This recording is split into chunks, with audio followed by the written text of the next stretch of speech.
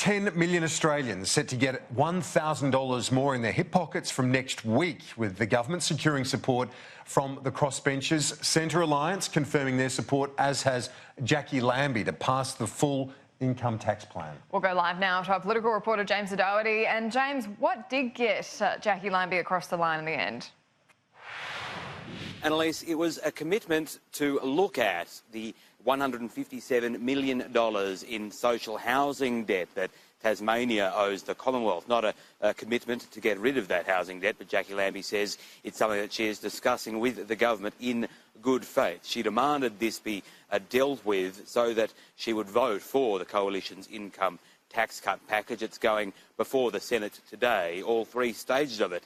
That will see 10 million Australians get $1,000 more in their hip pockets from next week. Jackie Lambie says she is now working through this issue of Tasmania's social housing debt with the government. You know what, I'm not sitting around on this for another 4 or 5 weeks while we play argy-bargy. That's another thing. I can tell you now, 18 months out there, they absolutely had a gutful of no decisions being made up here and getting things done and getting the job done, getting on with it and delivering. So that's what I want to be able to do. Unsurprisingly, it was a fairly triumphant Matthias Cormann appearing on Sky News this morning. After the government secured Jackie Lambie's vote, it now has the crossbench support required to pass its tax bill.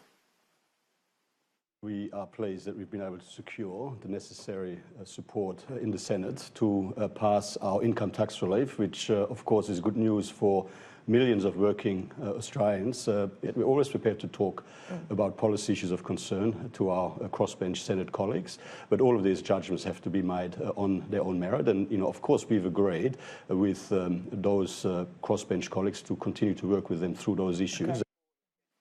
As for the Centre Alliance senators, whose support will be crucial as well, the government secured their support by looking at a deal regarding gas reservations and making gas prices cheaper for Australians. Centre Alliance now moving on to another issue they want to have looked at, that is raising the New Start.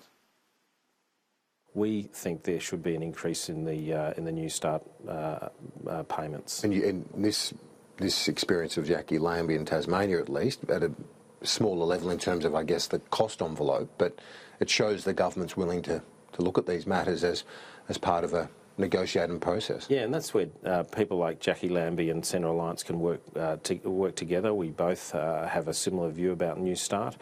So this might provide the catalyst for restarting that? Well, it may, and as I said, we'll be looking at ways we can put pressure on the government moving forward. It solves a whole lot of problems. It helps solve the housing crisis. It helps people to have the money to see their GP, to stay well, to stay out of hospital. Takes the pressure off a hospital. There are so many problems that can be addressed in part by lifting New Start.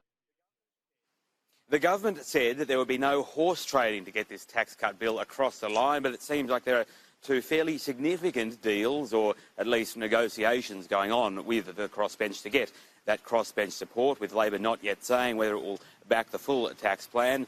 This is a bill that's currently in the Senate right now for debate. There are 13 speakers listed on the notice paper for that debate, with the debate and the bill set to go to a vote later today.